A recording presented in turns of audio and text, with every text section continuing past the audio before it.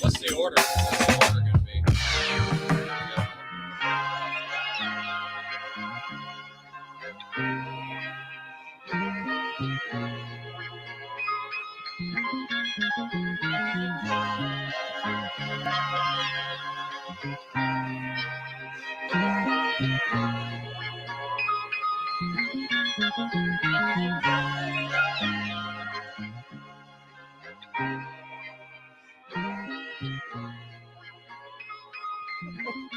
I got a live So- dick.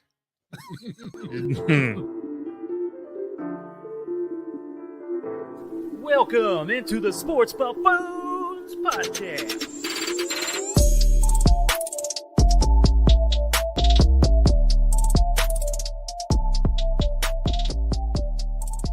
Oh, what's going on there, ladies and gentlemen, boys and girls? Welcome on and once again, back again, the Sports Buffoons back in the normal studio in Lenexa, Kansas.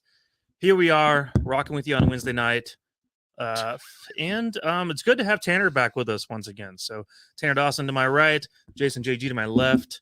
How you fellas doing today? It's good to have Tanner back. It's good to have a damn drink every once in a while. I've been dry. Every once in a while? I've been dry for the last 6 months, I feel like. Ooh, that's really good of you, man. It's good to have a It's damn good to have drink. breaks. It's been 6 months, man. I know it's so.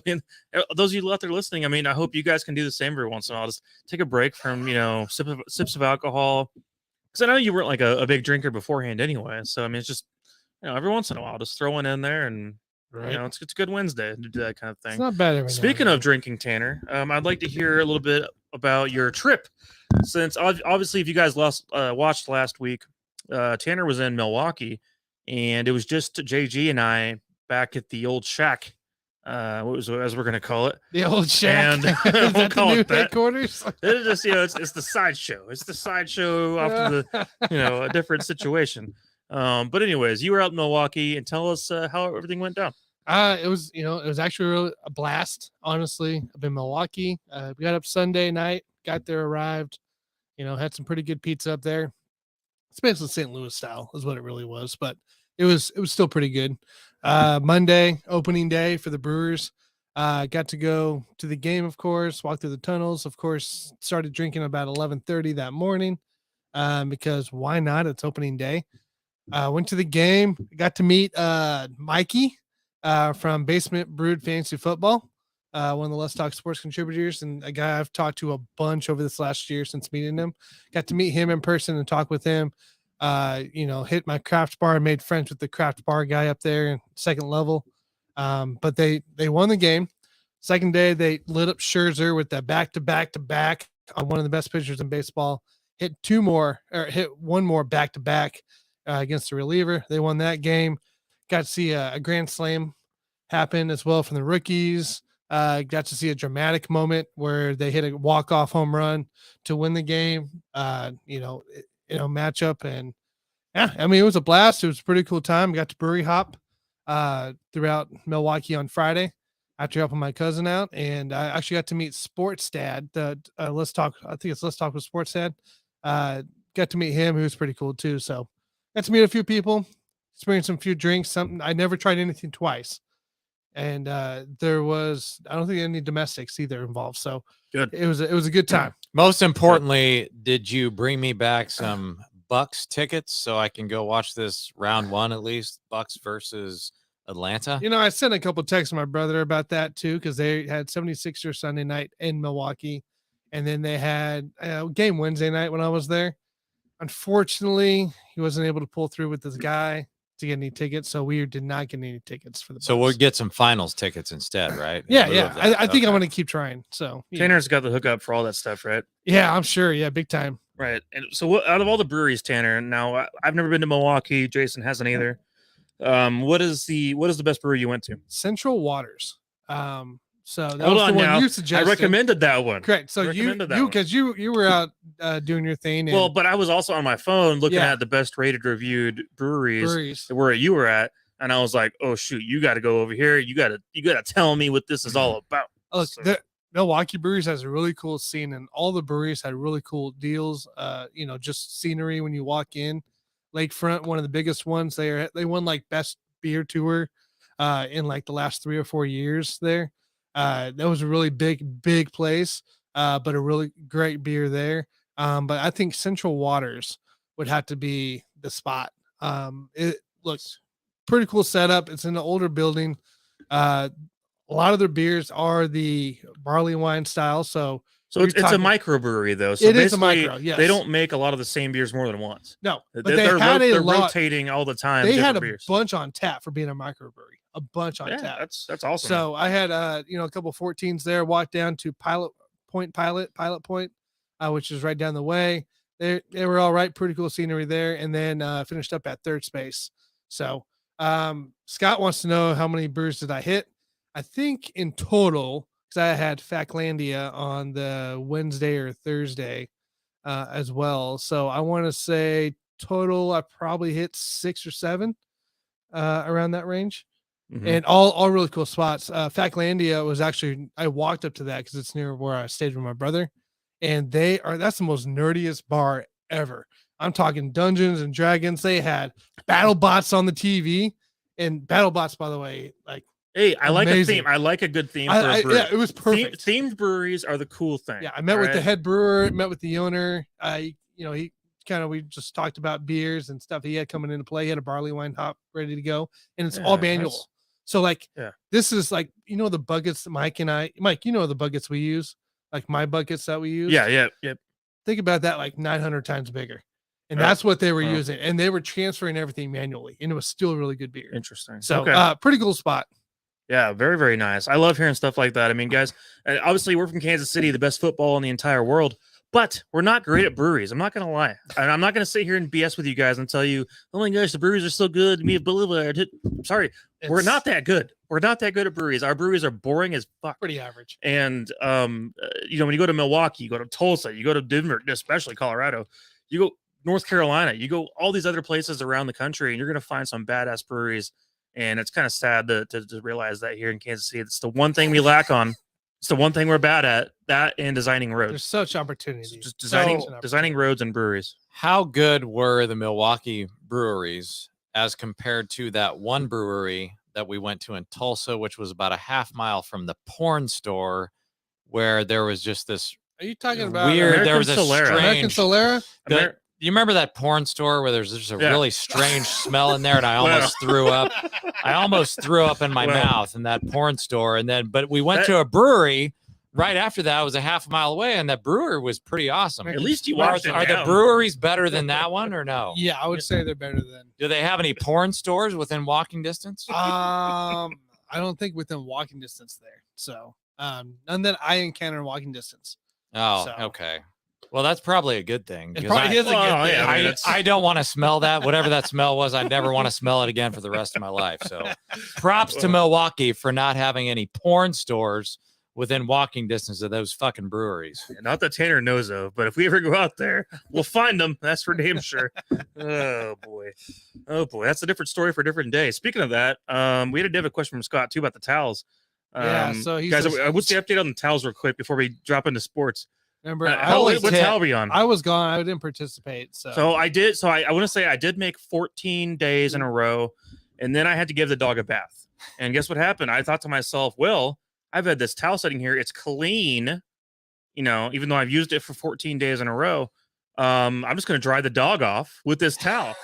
So once I dried off the dog, I felt like, okay, it's dirty now. And so I So- lasted 2 weeks. that's what you did. Who is asking this damn question? Because I Scott. feel so. It's Scott. Okay. At this point, are you guys just trolling me to see what the fuck I'm going to say on the show? Because I did not think I was going to have to answer this question ever again the rest You of were my life. prepared, right? Now it's like every fucking week I have to answer this fucking question. Well, Okay. now I didn't bring it up. Scott wanted to know.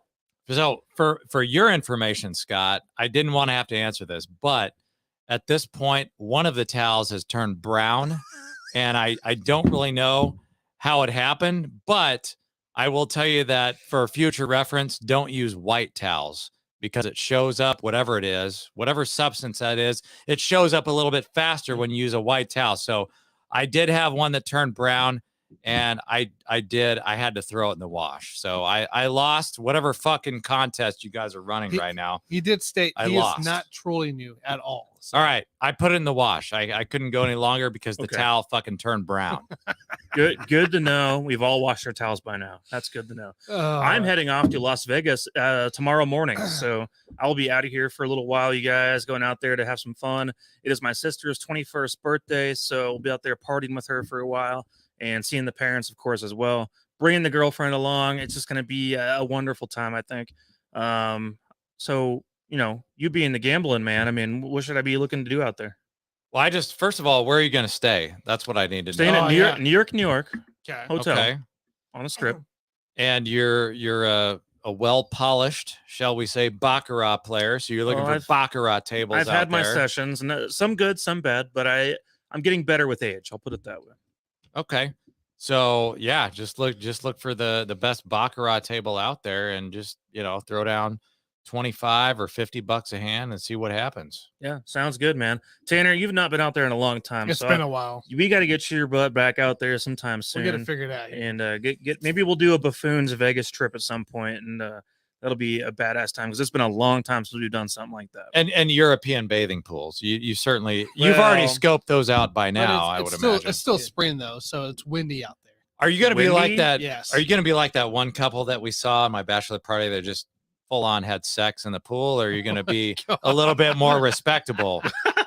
Well, I'm not opposed to it, but I mean, if the opportunity strikes, as they said in 40-Year-Old Virgin, just things could happen. So Scott says Yes, three you never card know. poker is good. three so, card poker. Yeah. Yeah, 3-card poker. I'm a big fan of roulette. I like baccarat. Blackjack's cool. Girlfriend loves slot machines. I mean, I'll probably join her for a few of those around as time goes on. It's not my favorite thing by any means, but otherwise, man, we're just out there just party kind of. It's kind of the It's plan. another good question though, just to kind of entertain ourselves here. How drunk would you have to be, Mike, you and your girlfriend, to actually have sex in the European bathing pool? Or would you not have to be drunk at all? Would you do it sober? It would. First of all, here's the thing: it wouldn't happen because there'd be this here's a level right here where it goes no, too sober, and then too drunk to get hard, and that's what takes over at that point. And then at that point, it's not going to happen. So it's just not going to happen. It's whether you get the moments where like mentally maybe you're like, yeah, maybe I would, but I've had 12 drinks and now I can't do it. So I wouldn't do it. The other question I have is like when we saw that couple having sex in the European bathing pool. We did see this. That was indeed 10 years ago at my bachelor party. Yeah. Yes, JG has been married for 10 years. That's another story. But more importantly, did they do away with sex in the European bathing pools after COVID? Because if they did Ooh. away with that shit after COVID, then we're all shit out of luck, I guess. You can't do it yourself. And you can also not watch other people having sex in the European bathing pool. So I don't know. That's a question that maybe we should try to find out. Did they do away with that after COVID? Because I certainly don't want people to get COVID out there. I don't know if that's how spread COVID. I don't know if that's how you spread COVID. Or no, maybe it was the monkeypox. That's the bigger problem. Maybe we don't want to get monkeypox when we're in fucking Las Vegas. Let's talk sports. Scott says play the Monday Night Buffoon and Bachman's music Oh, track, my and you should God. be fine. Thanks, God. Appreciate that.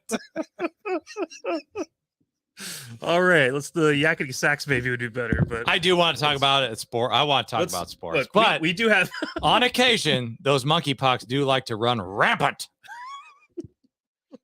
all right. Well, so guys, as you saw the title, we got to move along. Otherwise, we'll never end this stupid conversation. But we got to move along. So we're talking NFL draft today. Once again, as always, as you guys know, since we're going to be here live in Kansas City. So today, last week, we talked about some sleepers and guys to watch for that'll be picked in the mid rounds. Today, I want to talk about some guys that we believe are going to be draft bust. And I think we've all had opinions over the years of as when the draft rolls around of who's going to be, worthy of early round pick, who's going to end up sucking, so on. I was 100% correct about Darius Hayward-Bay. Yes, did he end up having a couple decent years with the Steelers on the back end? He did. But I think anyone out there who had common sense, just because you can run a 4.3 doesn't mean you're going to be a superstar receiver. But if you're the Raiders, you're dumb enough to make that choice and see what happens. Well, that was Darius Hayward-Bay. It's pretty obvious. Hey, Scott, don't steal my guy. Don't say that yet. Just now. We're gonna get that. Don't be stealing my guy already, man. We're gonna talk about that for a minute, and then we have some NBA play-in talk. I am very excited right now because I was watching as we're bullshitting right now that the Bulls just won their game against the Toronto Raptors, which was my bet. I just won $40 And on live on air. I told you they were going to win with a minute or 45 seconds left, and you got fucking scared. I was like, dude, it's over. It's over. I won $40 live on air while you guys That's were bullshitting. amazing. I got excited about that. Anyways, guys, let's go ahead and drop into the NFL draft talk for a few minutes here. So obviously we have the draft coming up here in just a couple weeks. It's coming right up on us. Not a whole lot of time left to spare. And I want to ask you guys, so looking at this situation of the draft of, the fact that this quarterback class is nothing to really write home about, nothing to be excited about. There's a few names out there where it's like it's a big boomer bust potential. Looking at the class of guys we have, in general, to me, this draft class, when it comes to offense and defense, is average to below average. Because we have a really good tight end group this year. The receiver group is irritatingly off. There's something off about it, kind of like the quarterback class. Something's off about it to where it's hard to find that standout receiver who's going to be the true WR1 of this year's class. The running backs look pretty good, actually, for the most part. I like the group we have at running back. The cornerback situation looks pretty good. I think we have some good guys there on the outsides. Safeties, I'm not sure about at the moment. I'm kind of indifferent on that part. There's a few good edge rushers in this class, but also some, boomer bust type of prospects as well. So Correct. It's kind of a mixed bag. This is not my favorite class we've ever had by any means. So I'll ask you guys, Tanner, if you want to start. Yeah, I can start. On who would be the number one prospect we see in this draft? It's being looked at as a, top 3-round pick that you think is going to be an absolute bust going forward in the NFL, that your team, your favorite team, Scott, if anyone else out there listening, should be avoiding at all costs. I actually got 3 players, but I'll give you one right now, so we can all go around. I won't give you my big one yet because I got actually 2 big ones for you. My first of the 3, Trenton Simpson of Clemson, linebacker, 6'3", 225. Look, this is a guy that's played all 3 years. Really ramped up his last couple of years here. He had a great 2021 season, 12 and a half tackles for a loss, 6.5 sacks, solo assists at 42, 33, total tackles 65. So he had 2022 last year. His total tackles went up, his assist tackles went up, his solos were only down by 1. But the issue that I'm seeing here, the trend that I'm looking at, is his production on getting off the line here. His loss for tackles went from 12.5 to 4, and his sacks went from 6.5 to 2.5. Yes, this could be due to other players that have entered the team, but when you're a top hundreds prospect, basically coming in the draft here, those numbers shouldn't be dropping off like that, especially when you're getting plenty of playing time on that Clemson team for this. So that's kind of my first guy here that I could see get drafted high and end up being a big bust is, maybe due to size, due to speed, due to footwork. But just seeing that production alone there kind of kills it there. So I'm going Trenton Simpson as my first one. Nice. Okay. Good start off there. I totally get the understanding of that whole thing. Scott stole my thunder, obviously, as I pointed out a minute ago. He was my first one on my list. Will Levis absolutely makes no sense to me. He is basically what Blaine Gabbert was a few years ago when he's coming out of Mizzou. We got a guy right now who, looking at the size and everything, looks good on paper when you look at it that way, I suppose. But then again, a lot of quarterbacks do. I mean, we got to look past that and really understand what kind of player this guy is. And it's kind of frustrating to watch and see because we're sitting in a draft class right now where there's some top teams right now picking who are quarterback hungry. They want to have a young quarterback for the future. At the same time, why would you hitch your quarterback of the future to a guy that's going to set you back 2 years? And we used to always say it would set you back 3 years. Well, in today's NFL, we're a little less patient. 2 years is probably about how much it sets you back, aka the Jets with Zach Wilson.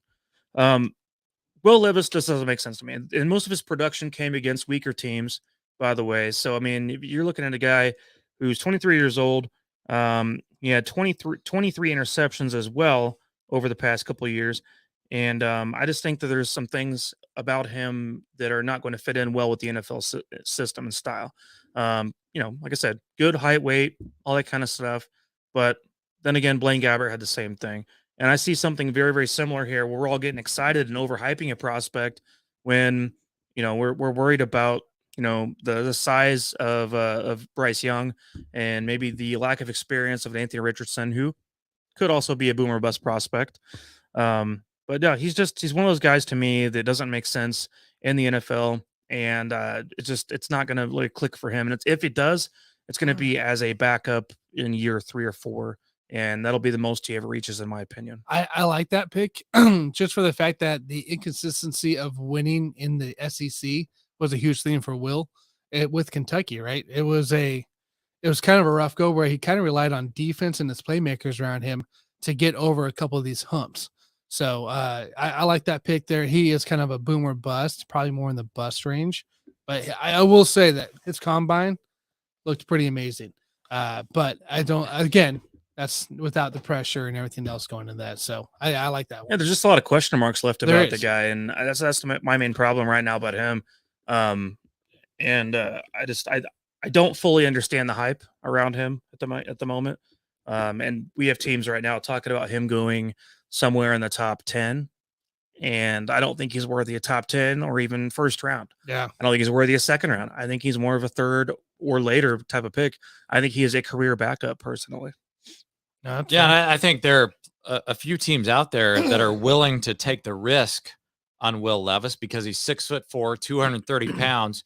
You guys already went through the numbers. The guy's got a huge arm. He can make special throws. He's got that quick release. And so somebody will make the bet on Will Levis. But this guy's got bust written all over him. He kind of reeks of the guy that I used to call Cuddy in Jay Cutler. And that's what I kind of think about when I think about Will Levis. We all thought, greatly of Jay Cutler back in the day because he had that giant arm, great size. But we all know what Jay Cutler turned out to be, which was a little bit of a bum. And so, not to bag on Will Levis too much, but I will talk about the other quarterback that you guys just alluded to in Anthony Richardson, quarterback out of Florida. To me, this pick, if you make it, is it's basically another Trey Lance type of pick because the guy holds the ball too long. He's very erratic down the field, doesn't do too well against the pass rush. And so Anthony Richardson, for me, is another bust candidate. So the thing with Anthony Richardson is that, speaking of, he had one of the best quarterback combines of all time. He did. And he looked on good. He beat, on a but got fit skill by skill basis. basis. I mean, the guy was also one of those tough runners in football and in college as well.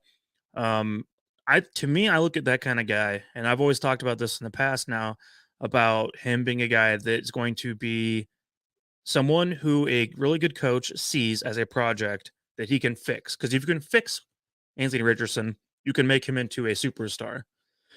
But the problem is you have to have someone who knows what the hell they're doing with the quarterback like him. And most of these coaches have little inflated egos, so it's a little more difficult than maybe they see on paper. So he's got to go to the right system. Maybe like Sean Payton. Would he throw him behind Russell Wilson? Or Bodkins has best fit for Richardson's in Seattle. So, and yeah, he Seattle also says Will Levis is Paxton Lynch. So that's brutal, man. Right. Well, yeah. Will Levis is basically Paxton Lynch. I'm all on board with that. I at least gave him Jay Cutler. I mean that's Jay that's Cutler wishful played thinking for a long time in this league. Play, so by the way, that was one of my big ones with Anthony Richardson as well, as a bust. It's a guy that essentially has a 1-year wonder in his key. Not even that great of a season either, right? He couldn't handle like the expectations of Florida. Florida's supposed to be this, not the Alabama style SEC team, but a competitive SEC team and being ranked. They couldn't even handle that this year. And Richardson was part of that issue there with that. So I think it's more of kind of a, we saw him build up from 20 to 21 to now. He had his starts last year. I just don't think there's enough behind him to be able to be successful.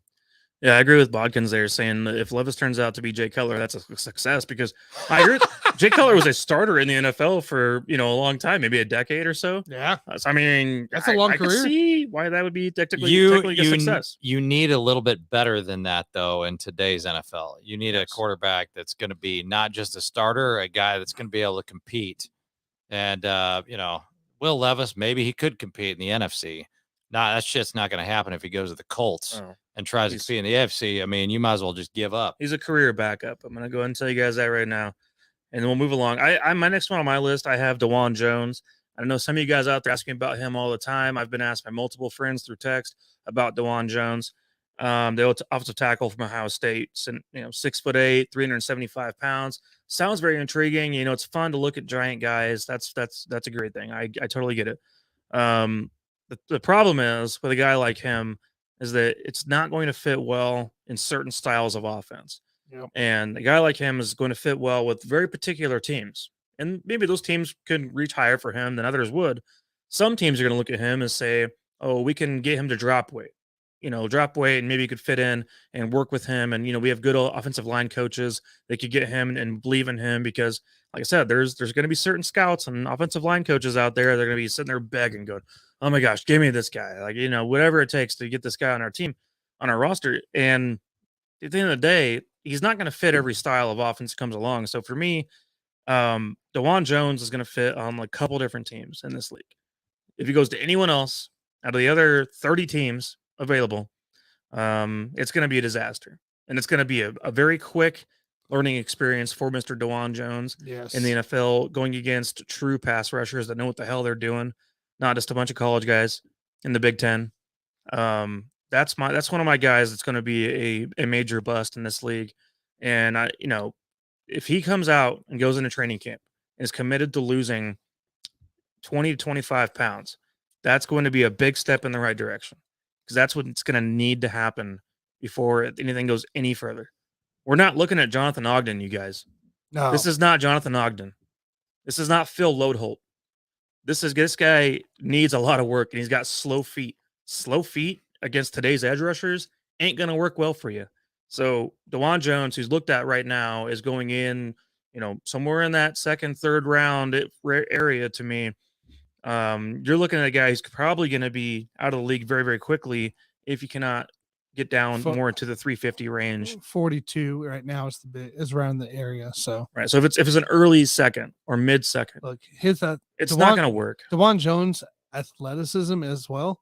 It's not there. He gets No. beat by faster outside guys But easily. I understand the intrigue. I understand why everyone is I mean, asking 6'8", about this guy. 374. It sounds cool on Give it a shot. paper. I know, but like, why not give it a shot? You know, at that point. But I No, wouldn't take an early pick. It doesn't work that way. You need athletic offensive linemen at times, and Yeah, especially today's game. in certain situations. I mean, like I said, there's a couple teams in this league that maybe he can work with right now, but it's not going to last. So that's all I'm going to say. DeJuan Jones is someone you want to your team listening to stay away from at all cost. Yeah. What else do you guys have?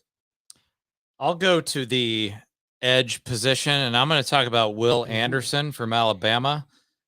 This guy, to me, is going to be a bust because the guy only runs a 4.6 at 243 pounds. Seems like he lacks desire at times. He takes a few plays off here and there. And so that doesn't strike me as like a really good NFL player. He also depends a little bit too much on his bull rush.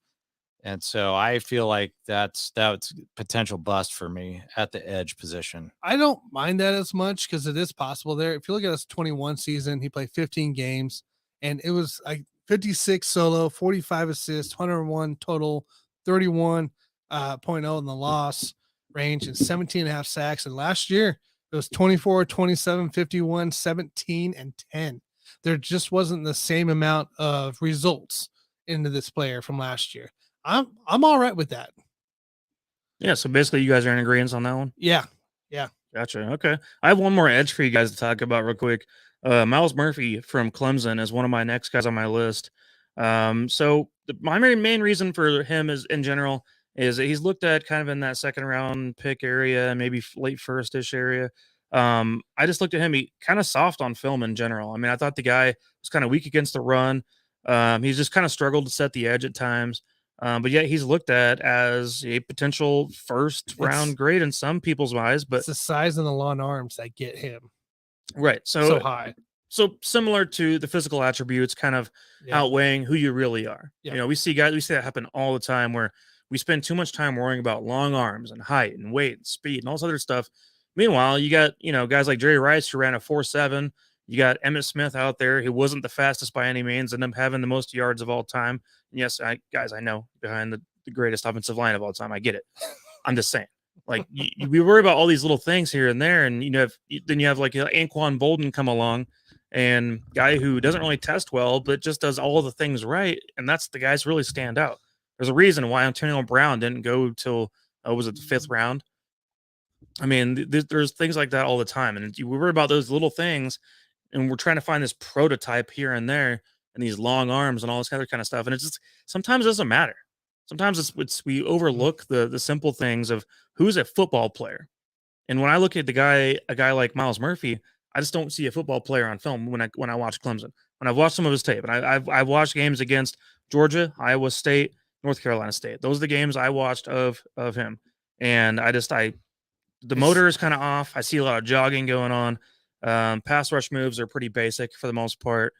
And just in general, kind of a soft guy that can be pushed off. And that's not the kind of guy you want to be having control your line on the defense. So I totally agree with you. one of my guys. Totally agree with you on Myles Murphy. Just lacks flexibility in making adjustments and also too many missed tackles. Mm-hmm. So I think we probably all agree on that guy. He's probably going to be a little bit of a bust here. Here's my other Clemson guy for sure. In that one.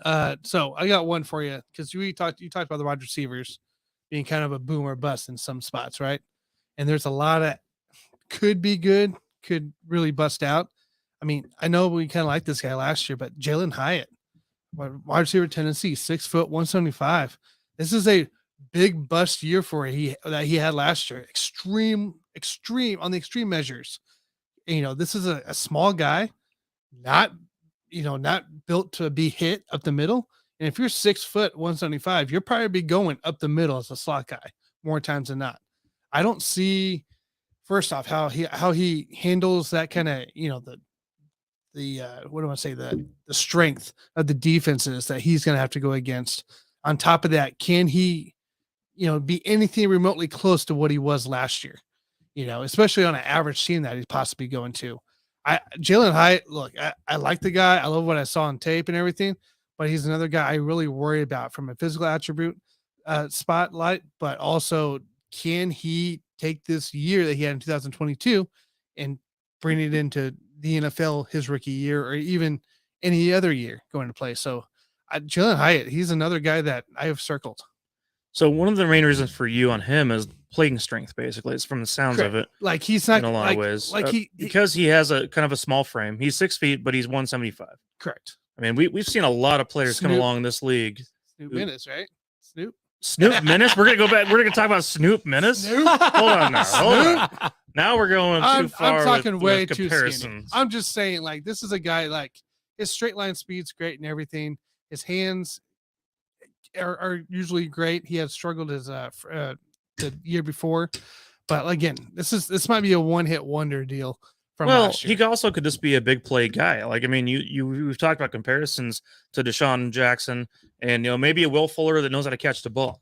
I mean, that's kind of maybe this kind of style this guy's going to be. I mean, he's not going to be your guy that's going to go catch probably 105 passes. That's very doubtful. No. But he's going to be more of your outside type of receiver. So, like, I don't see him being a slot guy by any means. The Chiefs have a current slot guy in Sky Moore, who's really 5'9", 175 pounds himself. Not a very big guy by any means, and that's their current starter at the position. And so, I think Jalen Hyatt is going to make a good impact somewhere on the outside, mainly doing those vertical threat routes, stuff like that. That's going to be kind of his ball game that he kind of thrives in. But I also understand some of the boomer bust potential in that. I mean, I brought up earlier in the show about Darius Hayward-Bay. Darius Hayward-Bay literally knew how to run one route, and even then he wasn't good at it.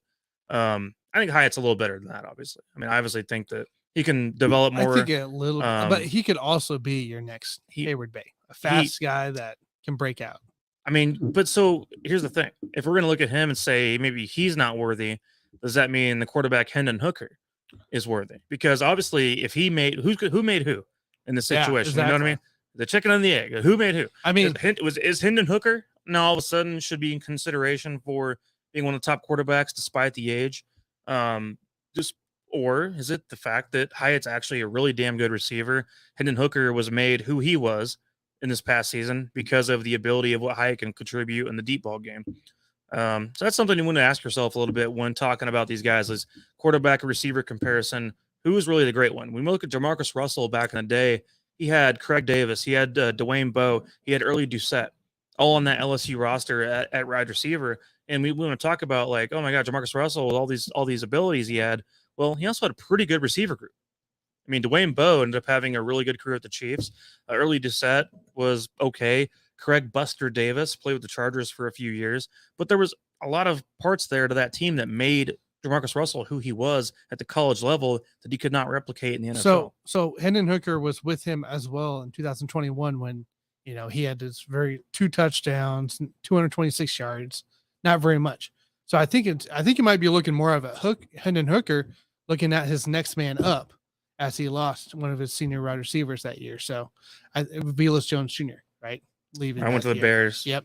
So I think it might be Hooker just saying, hey, next man up.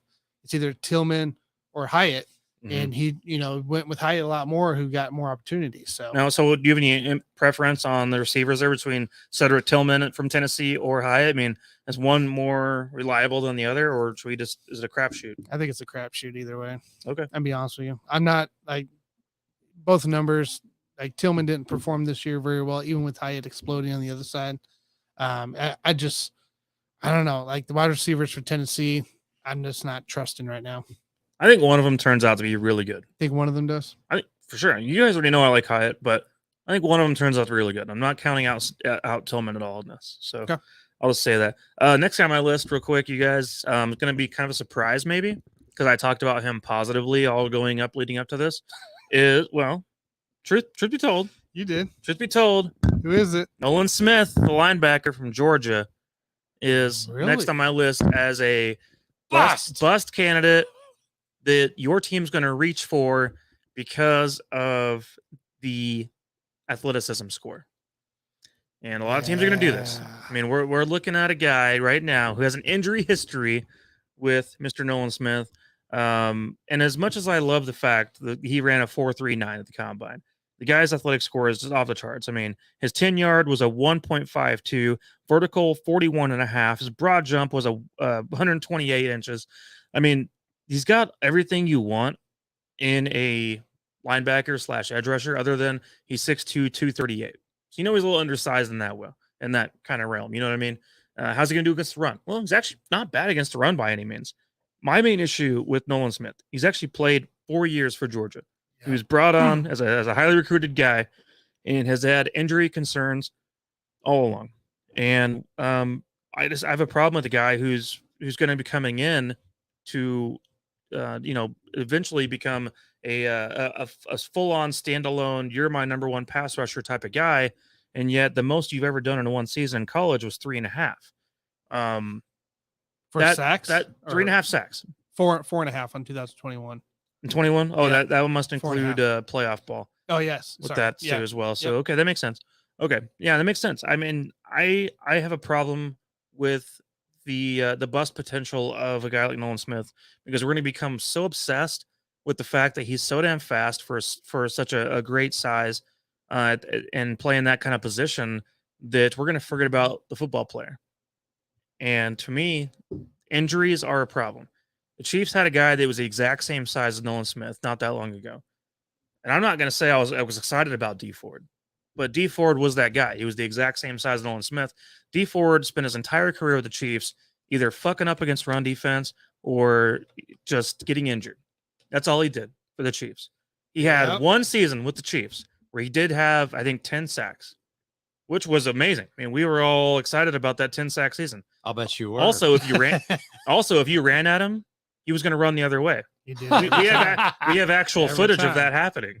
This actually happened, guys. Every time. He actually ran literally the other direction at one point I remember watching that. against the 49ers. Yep.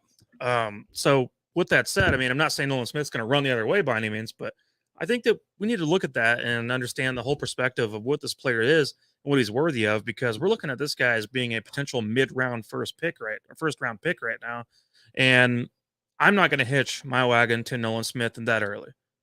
Is the upside there? Sure. It sounds cool, right? It sounds like Bruce Irvin. Would you spend a first-round pick on Bruce Irvin? He was a first-round pick. Was he worthy of it? Somebody did it. Mm, There's always mean, a sucker. There's always a sucker in the NFL. The Seahawks had Bruce Irvin during their Legion of Doom. I mean, he was there. He was part of that defense on the D-line. He was a specialized edge rusher who couldn't do anything but rush the edge. That's it. Was he worth it?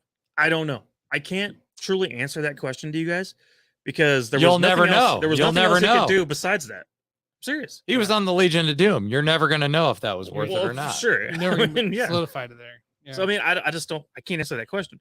Nolan Smith to me just seems like a guy that needs to go to the right team in the right situation and be used in the right moments. A third down specialized pass rusher that you're not going to want out there full time. You're not going to want a guy that's going to be out there playing 75% of the snaps. You're not going to have a guy who the Chiefs would trust to have come on this team and be like, okay, you go out there and start opposite of George Karlaftis. And we know how we feel about George Karlaftis, or at least I do. Ooh. He's amazing. Karlaftis coming this next year is about to play about 90% of the snaps. You need a clone. We need a Karlaftis clone. Nolan right? Smith is not going to play 90% of anything, of anywhere, of any team. So that's my reason for Nolan Smith being a bust potential candidate, because I just don't like the fit really on most organizations, especially with where he's being drafted, because we're talking about a mid-first. He probably deserves to go somewhere in the early third. I could get down with you guys. Does he have a good motor at least? Does he have a good It's not motor? bad. I like mean, it's not a bad Karlaftis? motor by any means. Not a bad motor by any means. Scott says, where do I think Nolan Smith's going to go? Gosh, I haven't looked at the mid-range mocks right now lately, but I feel like he's an Atlanta guy. So yeah, some reason to me. 16, right? So around 16 is where he's projected at right now. Sure. And around that area, you have 14 Patriots, Green Bay, Washington at 16, Pittsburgh, Lions, Tampa. And then Seahawks at 20 if you really want that. Yeah, I don't know that I like any of those fits right now in that range. Could we see Um, maybe a team like the Eagles at 10 reach for a guy like that? Well, only reason I would say yes is because the overaging of their D line. I mean, Yeah. that D line's getting old, and I could see that being a yes because of the fact of the D line, and he doesn't need to play every down.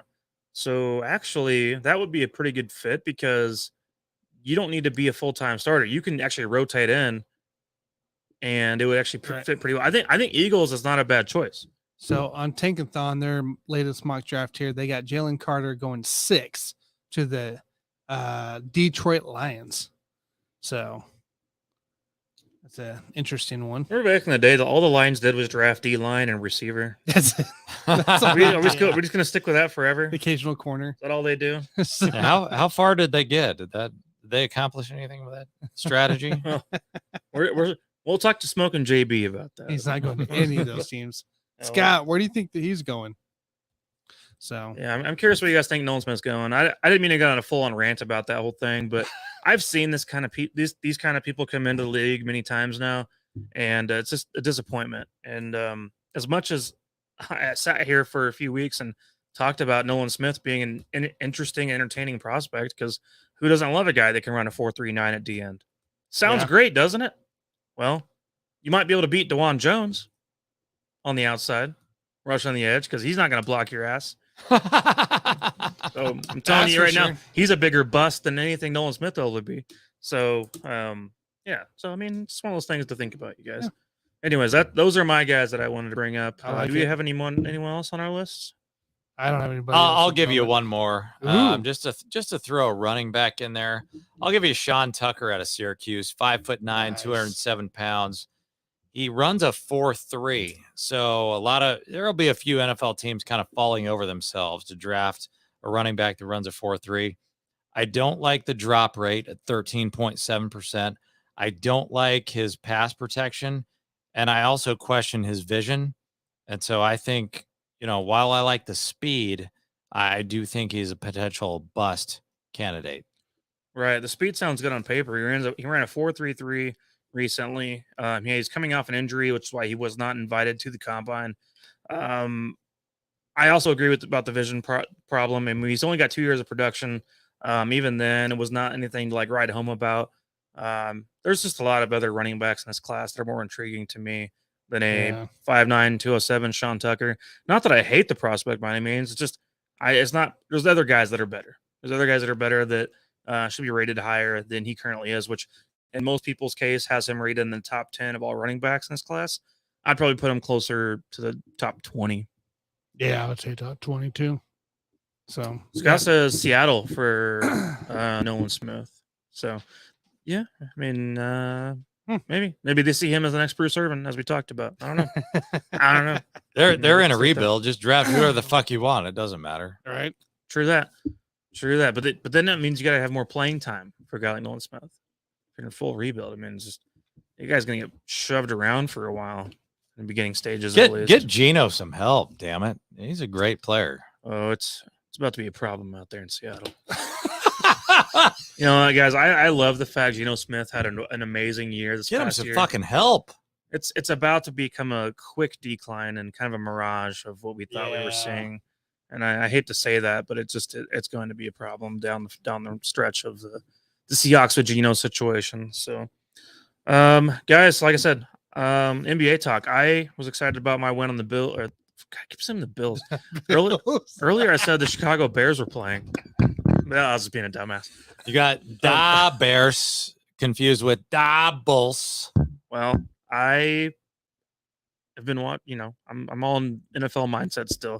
So NBA playoffs upon us, of course, and you have some questions about the play-in situation going on. I got to watch Snoop Dogg a little bit ago talking on air on ESPN during the live Bulls and Raptors game, and his thoughts are the biggest dog left in this whole thing is Steph Curry. He is the closest thing to Kobe left in the NBA anymore. But I know you got some things to talk about, Jason. Hey, Jason, real quick, the update right now, Thunder, New Orleans, it's 10:30 left in the second. It's 35-32 Oklahoma City currently. Just an update. Yeah, so that's an interesting game. I wanted to get you guys' thoughts on that because we all think of like these 9, 10 games as just utterly meaningless, which in fact they are. But we got to keep it interesting on the show. And so I thought, who do you guys think the more interesting team is? Who do you think the better team is? Because we're sitting here watching OKC versus the Pelicans, and the big story today was why the fuck is Zion Williamson not on the court? Because he told the media that he's healthy. 100% healthy, He's healthy. just doesn't necessarily feel like playing right now. And He so, doesn't I feel mean, like- He's not coming back till he feels like Zion. Yeah, till Zion. yeah, I mean, so I guess we could lead into this discussion and just start with Zion just for a couple of moments here because I want to compare him to a couple of guys, like because everybody in the media is automatically running to Ben Simmons right now, and they're saying that this guy is the next Ben Simmons. He's not right mentally, and we don't know anything about that, so I hate to speculate on that sort of thing. But the other option, which a guy like, and I didn't hear this at all today, but the moment that he was drafted by New Orleans, the guy that I had in my mind was Anthony Davis. Mhm. So do you think this guy is more like a Ben Simmons where this is going downhill really, really fast? Or do you think he's more of a guy like Anthony Davis who is going to show flashes of superstardom, but never really pan out because he either can't stay healthy or doesn't necessarily, I mean, he could be a combination of Anthony Davis and Ben Simmons, but I think he's more Anthony Davis. I think he's not a guy that's just going to quit like Ben Simmons, but I think he's more of a guy like we don't really know what to expect from him. He's got a lot of money at this point. He's got a guaranteed contract of somewhere between $200 and $300 million. So he's got his money, but what's going on with his mind right now? Because I think this is Anthony Davis 2.0 because he's, obviously got a lot more upside than Anthony Davis did, but not by much. We all thought that Anthony Davis was going to be like a Washed. perennial top 5 player in the league. Before he all When he left New first Orleans. came to the league, I mean, I kind of feel like we thought he was almost as good as what we thought Zion would be, but he just immediately started getting injured. And so you guys think he's more Zion, or do you think he's more Anthony Davis, or is he more Ben Simmons? I could be wrong, but that seems like it's more of a thing with the big guys. It seems like the big guys are the ones that have more of a problem of coming into the league and being sustainable and like proving themselves. I What's could be your wrong. big guys? Like define. Well, big just guys. I'm thinking about like the your the Greg Odens of the world, those kind of So your guys. centers. And Yeah, stuff. the centers and stuff like that. I'm So, thinking about those kind of guys. They're all bigs, right? And I know that Ben Simmons is a point guard, but he's fucking 6'10". He's So still they're all these guys are the Anybody same that's fucking 6'6" size. and above. And is big. that's why I'm comparing the three of them, because in the NBA, in the modern day NBA, we don't really talk about position as much. It's just like throw the best guys on the floor. Like Ben Simmons is 6'10", but we don't really care that he's a point guard. Can the guy fucking play? And he was an elite defender. Zion Williams is an elite all around player. Yeah. And so my hope for him is that he turns out to be an Anthony Davis type to where he's going to at least have some production. But my fear is he's going to be more like what you just said, Mike, Greg Oden or a Ben Simmons. And I don't really know what's worse. I think Ben Simmons is worse because he's I think so. more healthy than Greg Oden was. But I'm just like, in terms of the game that's going on right now, I just feel like without Zion Williamson, that was a huge distraction. I mean, if you're players on that team, you got to sit there and listen to this shit all fucking day before you're getting ready to play a game. I personally think the best player on the floor in this game is Shea Gilgeous-Alexander because the dude is averaging 31, 5 and 5. He's the most underrated superstar in the NBA right now. Nobody ever talks about him because he plays for the Thunder, averaging 1.5 steals, 1 block per game. If I had to make a pick, I think the Thunder are going to win this game. I think they are the better team because they have the best player on the floor. But, again, it's a play-in game, so who really gives a fuck? Also, he led the league in 30-plus point games this Yes, season. he with did. 45 games this season, more than anybody else in the entire league. So that's pretty awesome, right? No, we could sit there and talk about like, well, yeah, he's the best player on the worst team, and maybe make that a point like Russell Westbrook did at one point, hitting all those triple doubles. Where he's like literally the only player on that team worth a crap. At the same time, this guy's actually dominant. I mean, if you go to field goal percentage and so on, the guy's actually pretty damn dominant. So it's awesome to see. How old is that guy, by the way, Jason? 23. Really? He was perfect. drafted by the Clippers, and then the Yeah. Clippers traded him to get Paul George, which Okay. that was an okay trade. I mean, I understand what they thought Paul George was going to be able to do alongside Kawhi Leonard. Hasn't really panned out yet. Probably not going to pan out against the Phoenix Suns, but it was an okay trade on paper. But in hindsight, obviously, you would have kept Shai Gilgeous-Alexander because Paul George is not on the floor right. What are your thoughts? On AD and Ben Simmons comparison, I'm going more of the probably the Ben Simmons route more than not. When you hear a guy, when he says that kind of stuff like, "Hey, I'm healthy, I'm just not feeling Zion," that just maybe reflects back to what Simmons is going with the fans and everything like that. He didn't want to go out and play and get bashed by all the fans, and he was having mental issues. Like he's a guy that sure he's a kid that had a lot of pressure in Duke. Performed very well with it. I thought came into the league as another guy that some people compared to, could be the next, what Andrew Wiggins supposed to be as well, the next possible LeBron, the next superstar to carry across the league. And I think the pressure just built up on him, similar to what Ben Simmons did. Another former big time star that's supposed to walk in and be this thing. Look, I'm hoping there's a scratch of AD in this where he just comes back, after maybe a couple of years, after up and downs, and just dominates the floor. But this kind of scary. It's kind of looking more like a Ben Simmons mental situation more than not right now. Totally agree with you on that. And at some point, it becomes like just a mental issue where you just can't overcome the pressure, because with Ben Simmons, the whole world is sitting there looking at you and saying, dude, why can't you shoot? What the hell's wrong with you? And with Zion, it's like, dude, why can't you stay healthy? Yeah. And it's like, why? And in some cases, and I've heard this before, why can't you lose weight? Well, And maybe that's a combination of Zion right now, where it's a mental attitude. But these players, dude, they take it they don't want- personally. Yeah. They take it personally. And it's just like when you have the media and everybody else on your ass like that, it's very, very difficult to overcome. When you're in the limelight like that, and it's possible what it could be for being Zion. What he's stating is like he's not in he's not in the shape he wants to be. He's not maybe he didn't think he performed as well as he should have before he got hurt. It could be at all combinations as a player of what goes on in this guy's mind. And Andrew, we talked about Andrew Wiggins, JG and I, right, on the Saturday show, where this guy is off possibly, having a mental issue as well.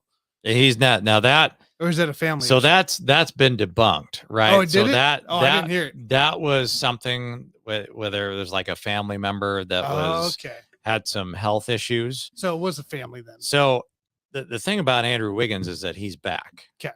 Like, and he doesn't strike me as a guy that would have shown up for work unless everything was okay, at least trending in the right direction. So, and the thing about Andrew Wiggins is the guy's already been in the league since like 2014. Yep. And what is that? Like 9 years? He's already been in the league 8-9 years. The guy has already proven himself. He's already got a championship. So I wouldn't really throw Andrew Wiggins into that mix. But yeah, I mean, feel sorry for whatever Zion's going through right now. But let's move on to the 2-7 matchups that are going to happen. We're not going to really hit on Atlanta versus Boston that much.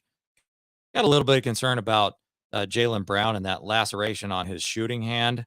But we can talk about that a little bit later. I want to really hit on the Lakers, who won their play-in game against Memphis. So that's going to be the 2-7 matchup in the West. I'm looking at the Lakers as being basically the best team, guys, in the NBA since the All-Star break. They are 15-7. They have the best record in the NBA. And then Memphis, on the other hand, a lot of teams are throwing out Memphis as this defensive juggernaut who can shut down the Lakers. I'm just not buying it.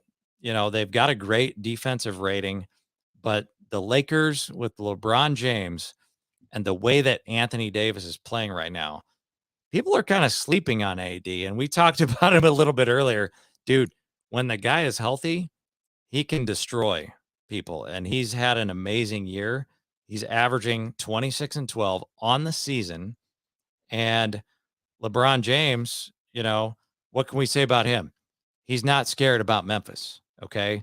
So while Memphis has a great defensive rating, they don't have Steven Adams, which is the only guy on that team, which has substantial playoff experience.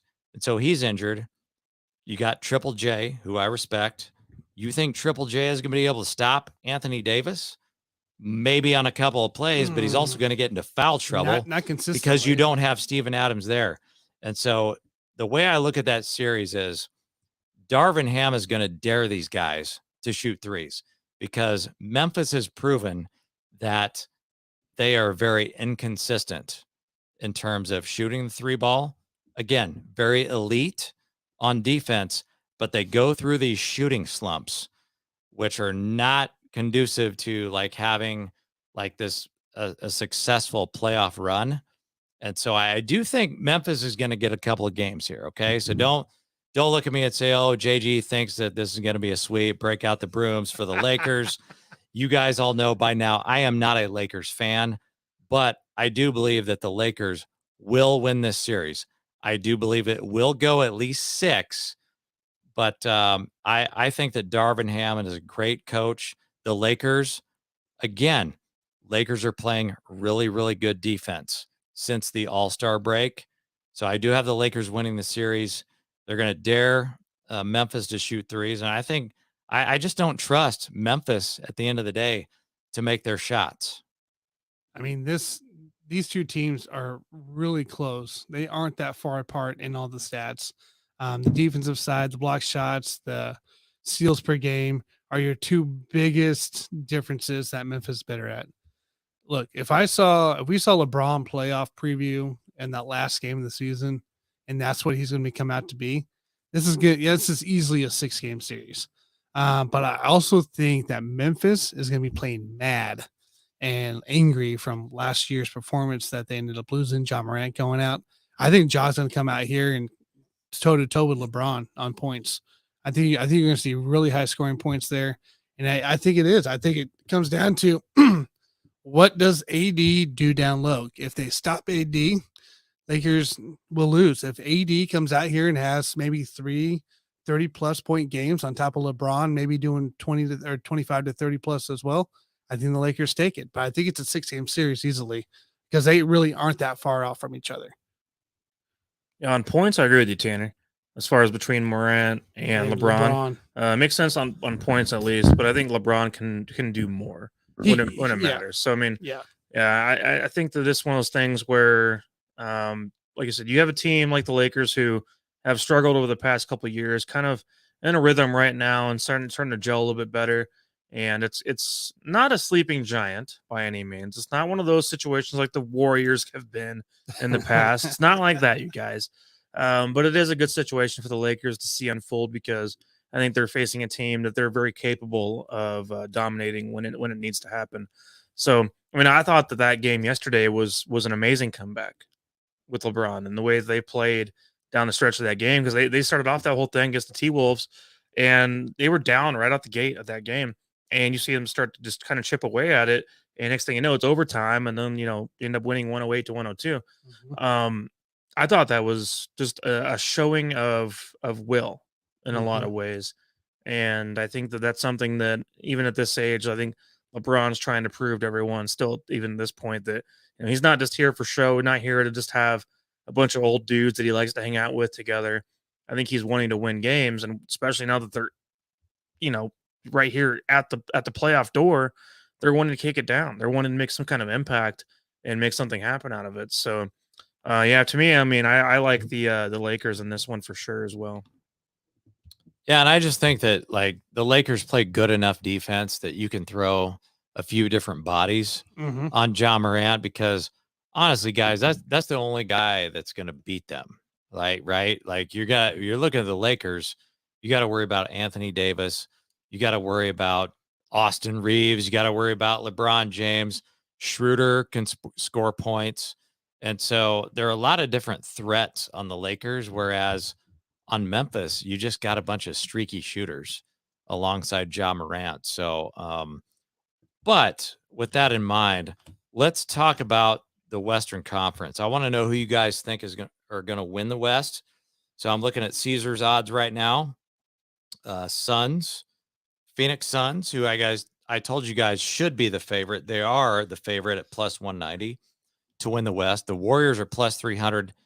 Denver Nuggets, to me, which is a little bit surprising, are the third best odds at plus 375. So I want to know you guys' thoughts first on who you think should be the favorite to win the Western Conference.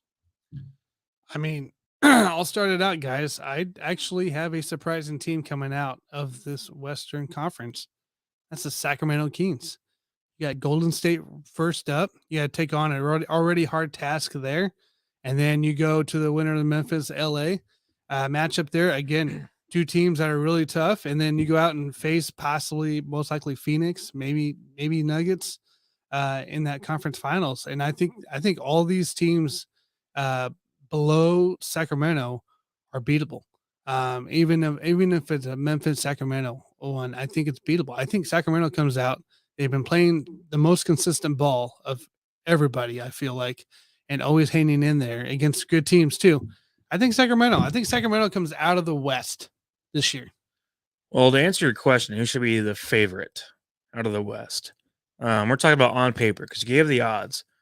And the true on paper favorite, in my opinion, should be the Golden State Warriors because we are fully aware of and everything that they're capable of doing at any given moment.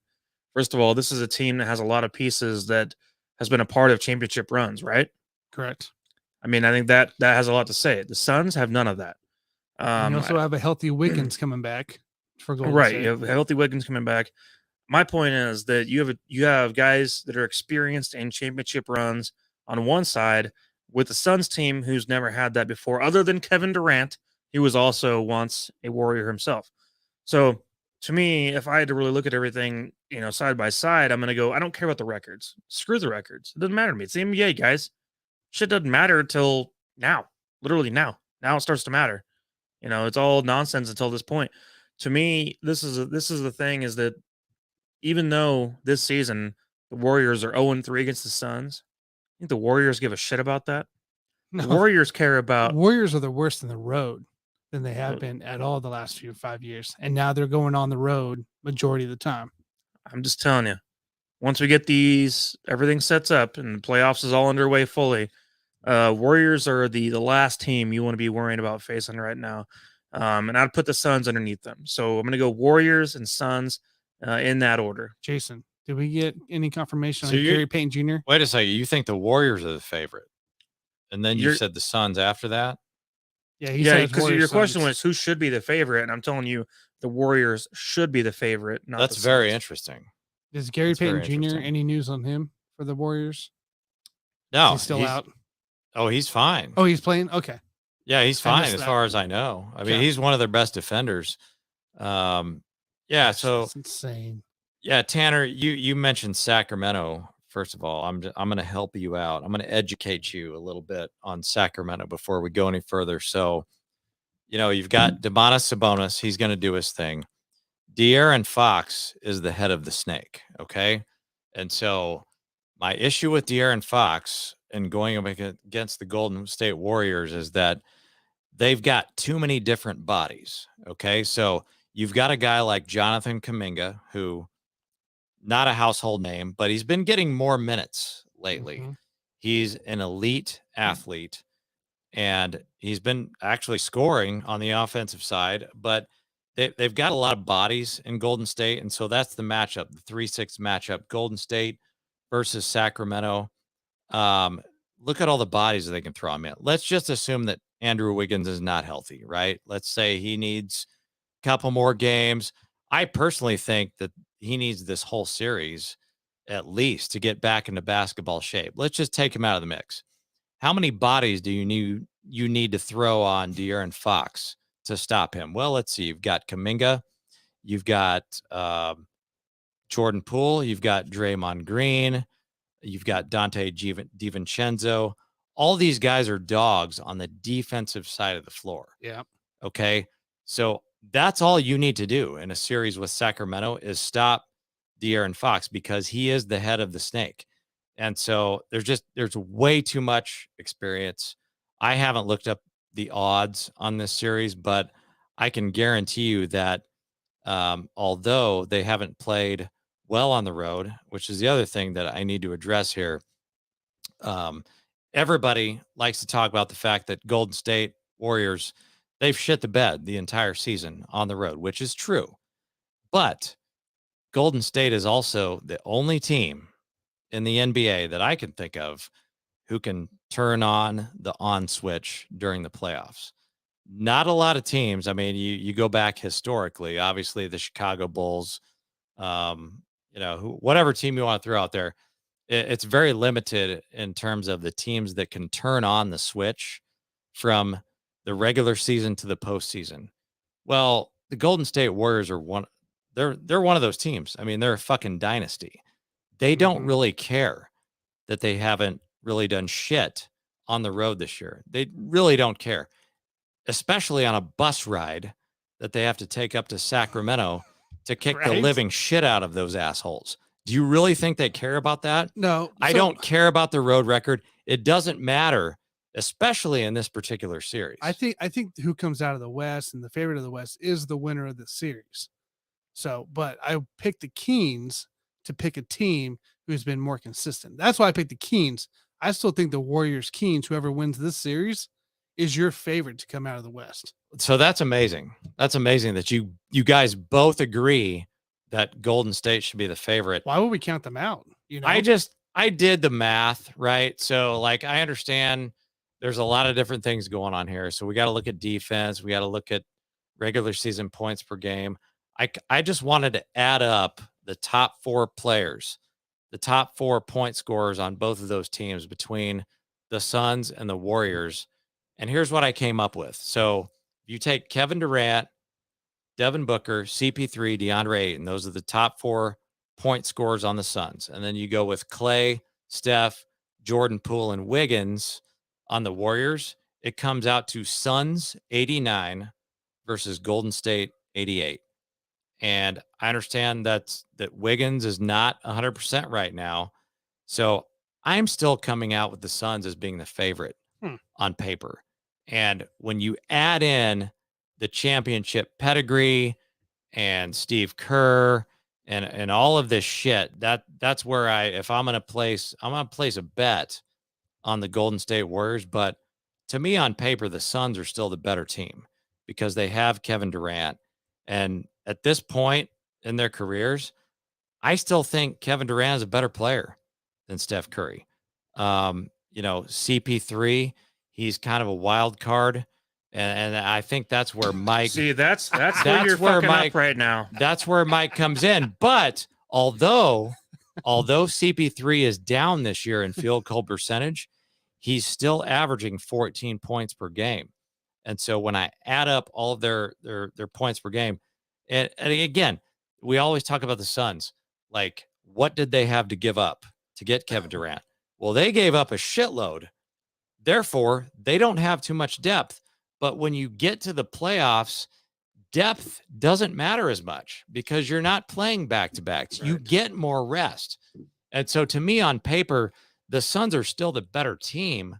But if I'm going to make a bet right now, you guys are just like, oh, JG, he's out there fucking playing both sides of the fence. Well, for your information, I'm a fucking Warriors fan, okay? So, like, I'm always going to root for them because I want to see that dynasty move on. But to me, the Suns should win. But, when I look at a guy like Jordan Poole and then Wiggins, that Wiggins is the factor.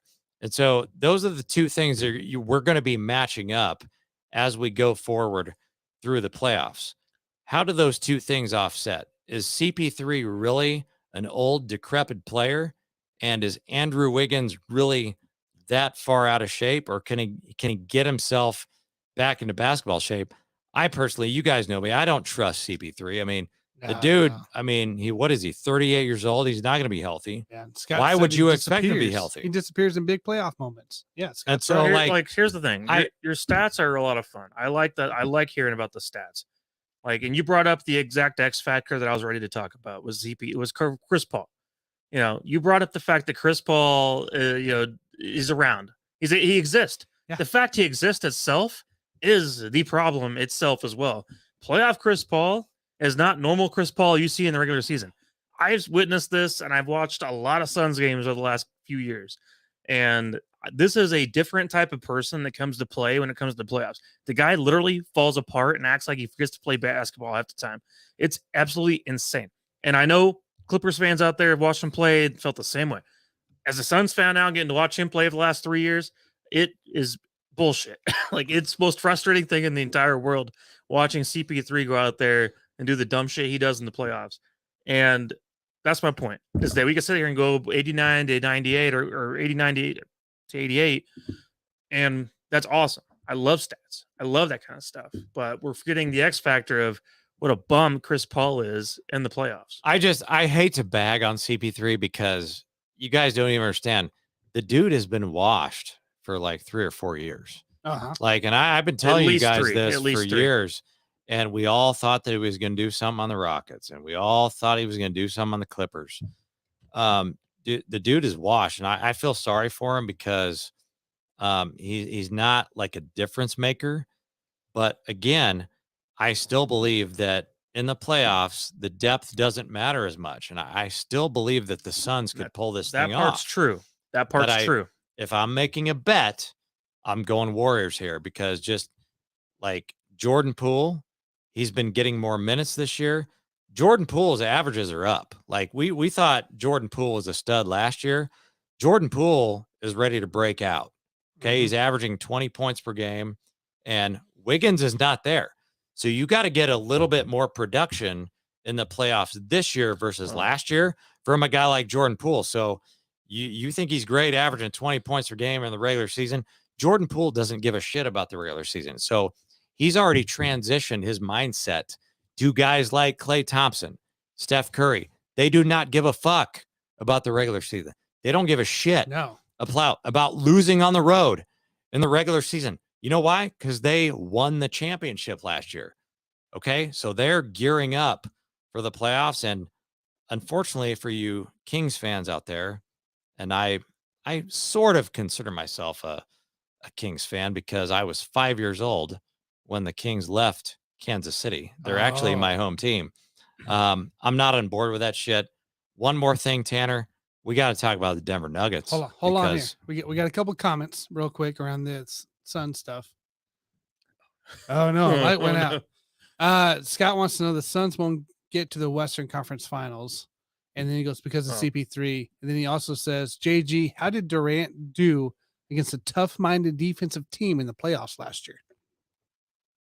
Well, last year is kind of an anomaly because KD was kind of a one-man show on the Brooklyn Nets because you had him, you had Kyrie. Right. The Nets are a different topic, a different situation. No, it's a different topic. The Nets were a disaster. I'm just saying that when you're a guy like Kevin Durant and you have to carry the whole team on your back against the Milwaukee Bucks team or whoever the fuck you want to throw out there, it's not going to end well. And so, like, I don't really care about what Kevin Durant did on the Nets because that was like basically a dumpster fire of a bunch of star players that didn't really mesh together.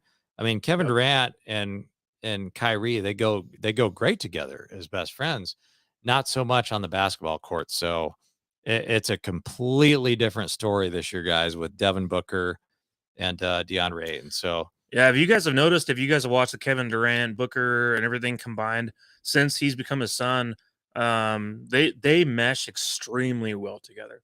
I mean, I'm loving the way that Durant and Booker and Ayton, everybody else is like, and obviously Chris Paul is Chris Paul in this situation.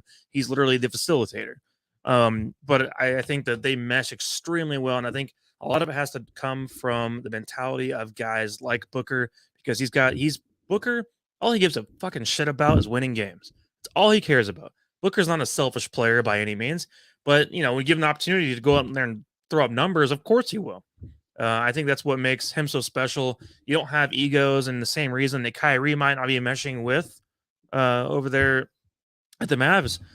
Kyrie just maybe doesn't mesh well with a lot of different guys, and on the court at least. Yeah. You know what I'm saying? Yeah, I know. What you're Meanwhile, you got guys like Booker out there. You throw Durant in there, and they act like they've been playing together for 10 years. It's natural. Yeah. And so I think that's part of the thing to think about. But the Nets thing was a dumpster fire. I totally agree with that. So right quick before we end this Western Conference discussion, a lot of people want to hit on the Nuggets. Please, for the life of me, do not take that bet at plus 375 for them to win the West. This team doesn't have it, dude. Nikola Jokic, he's basically like, I don't really know the difference between him and Luka Doncic, really, because neither one of the motherfuckers played defense. And so when you get to the playoffs, you must play defense, okay? Nikola Jokic, he's a liability on the defensive side of the floor. I appreciate what Jamal Murray is doing this year, averaging 20 points per game in the regular season. That's not going to get it done. They do not have enough. They don't play good enough defense. There's no advantage playing in the high altitude with this team. It's not going to happen. So, yes, they are the number 1 seed. I do not want you guys to bet a single dime on these guys to win the Western Conference. It's not going to happen. I wouldn't be surprised if, God forbid, the Minnesota Timberwolves stroll in there with that fucking 8 seed and win that series. Do you know what the Nuggets have, though? They have a national championship sitting there coming off the bench. Mr. Ryan Braun of Rock Chalk Nation, baby. Killing it. Okay. You Christian Brown? Is that what you're going with? I'm stuck in baseball mode. I just left Milwaukee. I was going to say That's Ryan great, Braun. man. I know that. Ryan Braun's from Milwaukee. Ryan Braun. Yes. Yeah, I think it was pronounced Christian Brown. Brown. You're close, Brown. Tater. You're close. Look, the other day I called the draft or not spring training. It was training camp. I called it spring training because it was in baseball mode. So people do that. Yeah, it's I get it. Seasons, man.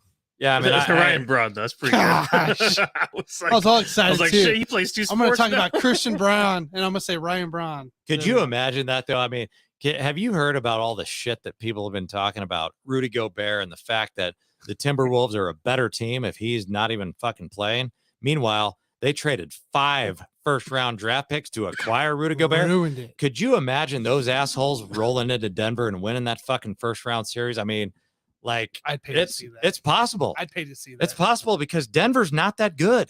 I'd pay to see that. That'd be hilarious. So we'll see what happens there. I think, you got to wait on that the result of that Thunder Pelicans matchup. The winner of that is going to play the Timberwolves. Yeah. So Pelicans are up right now, 63-57.5. bottom line is the Timberwolves live to fight another day. They do. So They do. bring those big bar fighters and big swinging dick sticks to the next round, because they all like to fucking punch each other. Maybe they'll get fired up. Maybe when you get into a fight on the bench, maybe that fires your team up, and then you go into the first round and beat the living shit out of the Denver Nuggets. I don't know what's going to happen. What did the guy do? He broke his hand as well, or walking out in the bench or something. Yeah, and that's the tragic part. That's more tragic than Rudy Gobert. Yeah, because he was one of the best defensive players in the entire NBA. The guy that busted his fucking hand, and he's not going to fucking play. I don't like the fact the Lakers ended up coming back against them so much. So I'm kind of off the T-Wolves bandwagon on that stuff. I can't get down with it. That's all. It's not my thing. We can't get down with either one of those teams to win a championship. So who gives a shit? Right. That's what I said to the guy earlier at Old Chicago. We only care. I was like, dude, all this play-in nonsense. Who gives a shit? What do we care about on this show? What do we care about? Rings. Fucking rings. Right there. About fucking rings. Rings. I don't care about 8s and 9s and 10 seeds. Fuck the play-in. I don't care about any of this nonsense. It's filler. It's filler. It's the same thing that McDonald's puts in your sandwiches, Tanner. It's the filler. It's like sandalwood and stuff. It's just, they stuff it with random bullshit just to make it look a little thicker than it really is. And that's the NBA playoffs for your fucking ass. Will you next time just use Culver's? They for do, me? yeah. Culver's, I would be whatever, man. appreciative. Whatever They Thank you. I'm talking about McDonald's. High I know quality. for a fact High quality. they put in sawdust in that shit to make it look thicker. That's They- what they do. they do stuff random.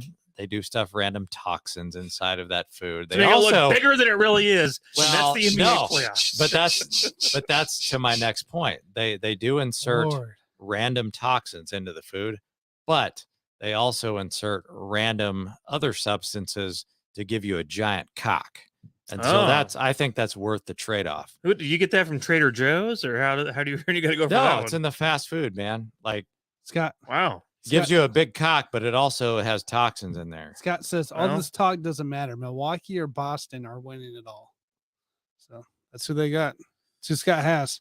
Well, he just likes good defense. Then that's all he cares about. That- Just some defense. Well, yeah. So we're not going to hit on Milwaukee versus Boston I right can't. now. I can't today. I can't. We don't know if that's going to happen, but Like I I s- will tell you guys, keep an eye on the injuries that are going on those two teams, because I do not feel like Chris Middleton is 100%, and I sure as fuck know that Jaylen Brown is not 100%, because if we end up seeing that in the Eastern Conference Finals, like it may not ever happen, guys. It might be Philly coming out of there. Yes, Yeah. we Because talk I about- don't think Middleton is healthy. I don't think Jaylen Brown is healthy, but I do think that Philly is healthy. Maybe that's where you should put your money right now. Philadelphia is the favorite. I did throw some. we down talk on about the Philly. West every damn day. It seems like, but we don't ever talk about the East. We need to talk more East. Because Next week. More East. So More guys, East. make sure you check us out Saturday for In the Hoop. I'm sure we'll be talking some playoff ball or something. So, Of course. but Scott Cobe, So we are. What is Philly it? can't be Boston. We are right at 2 weeks before the NFL draft. Yep. Right, guys?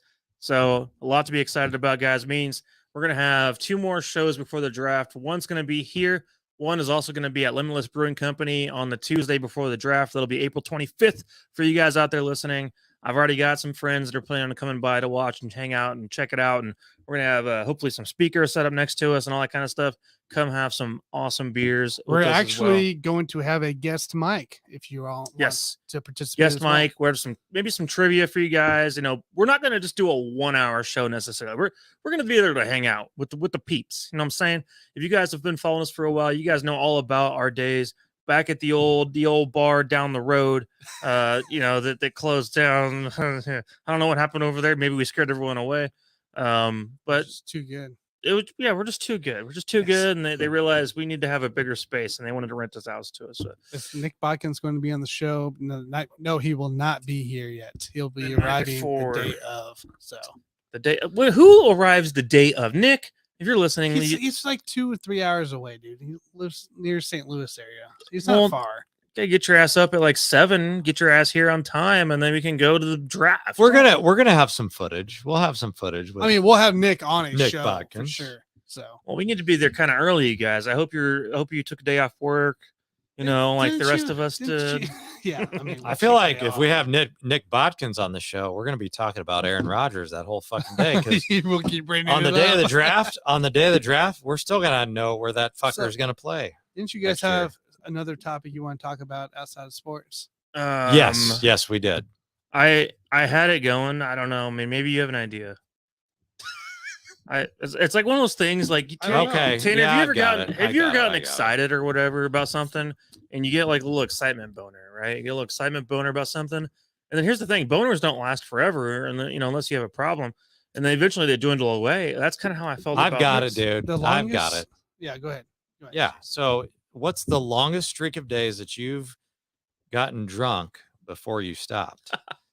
So, who better to lead off with that shit than the JG? So, I would say that I know I've gone 6 days in a row without being sober. I know that for a fact. But at some point, when you get to that 7th day, do you really remember? Is that when you stop keeping track? Or is No, that hold on. when you stop Are we- keeping are Does we this track? count as like Because- any sip of alcohol? Like, are because we talking like a couple drinks, or are we talking no, about? but like, being I drunk? think like any sip of alcohol counts towards this. so. Like, I'm talking. If Let's you've just had any sip of alcohol for a certain amount of days, okay. it let's- counts okay. towards the day. Even a let's- sip. let's just set the minimum at like 4 drinks. Okay, I want to set 4 the minimum at drinks? 4 drinks. See, now we're changing the goalpost. The whole thing. I will tell you that I've had 4 to 5 drinks per day, 6 days in a row, no doubt. And on the Sure. 7th day, I Okay. probably don't even fucking remember what happened after that. So that's my point. My point is, are you physically or mentally able to keep track after that 6th day? Because I don't think I could. I think I've only gone 6 days and then I was sober on the 7th. But how can I really quantify that? I don't remember that shit. Let's play both parties. What about just having a Having drink? just even a sip, like if you had this little sip right here, that would count towards like you had some form of alcohol that day. No, that's not the topic. But I know You that's what I'm trying specifically- to say. You said how many days did you get drunk I was before talking you saw? I'm talking about getting drunk. getting drunk. How many days in a row Getting did you drunk. get drunk before you had a day when Okay. you did not get drunk? And So- I'm telling so- you, Oh, okay. I promise you, I went 6 days at some point. But getting Yeah. drunk a certain amount of days in a row. I'm telling you, after that 6th day, you So- don't care and you stop keeping track. When the Chiefs won the Super Bowl in 2020, 2020, that was kind of the kickoff to a whole shit show of a year anyway. Is that when you got your Oh. stomach pumped at the hospital? That never happened. That never happened. Oh yeah. Scott, Oh, so that's how many days classified does it take information. you to I forgot. get I drunk? wasn't supposed to say that on Oh, the that's Uh, Scott. I'll ask that next. No, We'll but talk about that shit there- later. so the early 2020, obviously the Chiefs were going through their playoff run, and I just got a new car, and I was also going out to bars because I was newly single, and I think just being a big idiot at times, and yeah, I was pretty much throughout the whole playoff run. I think I- I pretty think close pretty to much it. getting drunk at the whole Like playoff every the day drunk. I think so. This is what we're talking about. Every day. If we're talking about drunk, I mean, like I said, Drunk, I was like- coming out of a like you hit, thing, you and hit the then tipsy mode, right? well, I mean, what is drunk? He said 4 drinks is the thing. 4 drinks. So 4 drinks every day for like let's say for 4 weeks. Is that? I don't know if Every I don't know day? if I did that. I don't Every know. day for 4 weeks? It was the Chiefs playoff run, man. I was just trying to be crazy, I guess. I don't know. 'Cause I don't think I've gone ever more than 6 days. Because 4? once I I get don't to know. that 7th day, there's like a trigger. we don't remember. No, there's a trigger in my mind that's like, okay, if you go to that 7th day, you're a fucking alcoholic. You should probably stop. Mm. And that's what I did. I was like, okay, alcoholic, no, I am going to stop on that 7th day, and I am not going to drink. I'm gonna say January of 2020. I probably went a solid 20 days in a row. Hot damn. That's my guess. January Oh, 2020. that's crazy. probably Dude. probably a Damn. solid 20 days in a row, somewhere around there. I don't know, man. At some point, I probably took a day off, but Some people go a year. but then Some but then people the Chiefs go- won the Super Bowl, and then it's like it had another whole like week worth of other stuff, and then I finally tapered Hey off a little man, bit. some people but go. then COVID happened, and then I was like, well, can't do shit. Might as well get drunk. So this started a Yeah. whole new phase. Hey man, some people go months, some people go years. I'm just happy you only had to have your stomach pumped once. That's all I can say. Dude, 'Cause no I'm not- no one got You know, their we stuff- always talk about would you drag your friends out of jail or pay their bail or whatever that bullshit is. I'm not trying to drag you out of the hospital more than one time after you had your stomach pumped. So Scott thinks 6 drinks triggers drunkenness. Scott, we're not here's the thing. talking drinking domestics. What here. what I was gonna say? What categorizes as a drink to Scott? Because How I many mean, drinks I meant? So, yeah. I'll put it this way: I don't drink Bud Light, Coors Light, that kind of stuff. Like if I'm gonna drink something, I'm gonna drink normally like some kind of a 7% IPA, at Wine? least. Wine counts. Sure, I'll, wine- I'll stick with wine. Yeah, but here's the thing: they wine count. and hard No, liquor. hold is on. good. Wine is technically 5 ounces is a serving. But Well, not yeah. I'm talking about drinking a half a bottle or a full bottle or some full shit bottle like of that. wine. Full bottle of wine would be the So Yeah. one that would fit this category, I think. I'm going probably no more than 6. I'd say 5 days for me. All right. Now So hold on, Mike- you were just Mike- out of town. Mike is for the a big while. winner. But I wasn't drunk every day. I didn't get drunk. But there every was day. 2 days for sure you were shit. Oh yeah, no, But you said you drank every day. You drink every day. I right? drank every day. I didn't have more than. I Four- might have but more he than 4 said- drinks. See, Tanner, that's what I'm talking Shit. about. Is his? I, he had- made I the- did have more than 4 drinks every day. That's what I mean. So that He would've made the been- question hard. That would have been.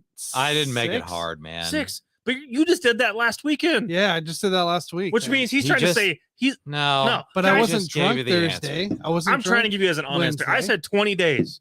Worth So, of okay. 4 drinks or more in a row for 20 days. I did that shit. Just to clear up any confusion, Tanner just gave you the official answer. He said 5 days.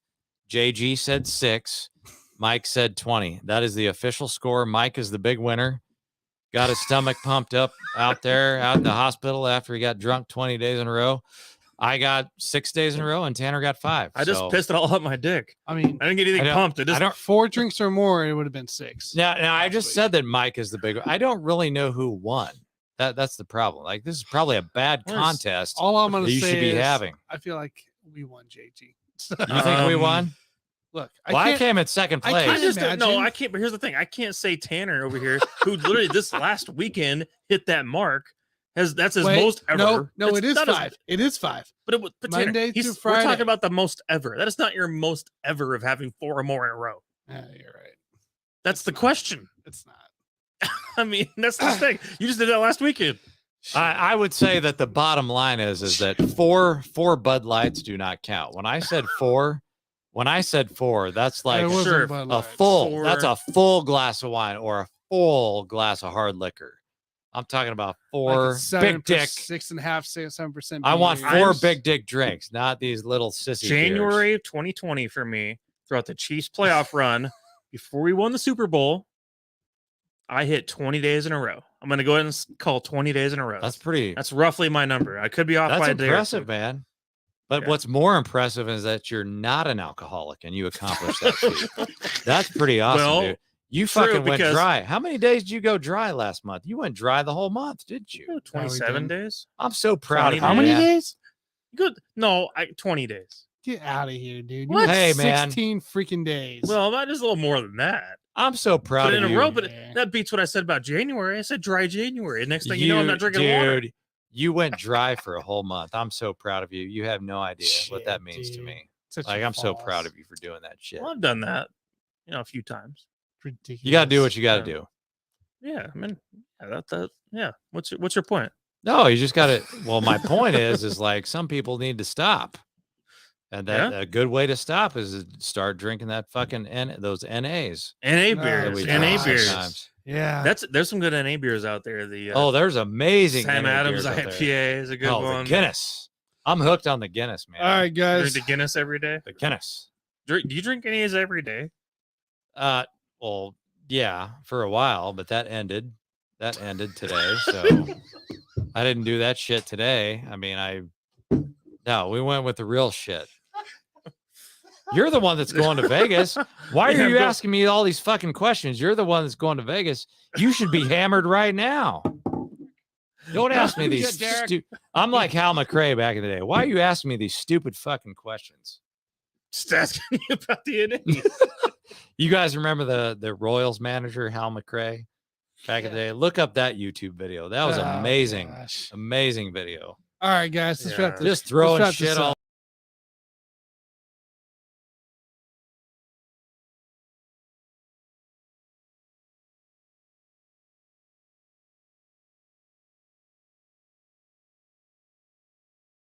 Look up Hal McRae on YouTube. I just want to know why you're asking me all these stupid fucking questions right now. I don't understand it. Well, let's get to day 30, man. Maybe break a All right, record. all right. Let's wrap this up, guys. So, Break a record. Oh, we don't want to sometime. wrap it up. I want to talk about how shitty the Denver Nuggets are. No, I'm not talking about that bullshit. All right, Damn it. guys. Make okay. sure Yeah, Tanner, go ahead. Please steal it Okay. away from me. make sure you catch us on Saturday of In the Hoop with JG, myself, and Scott.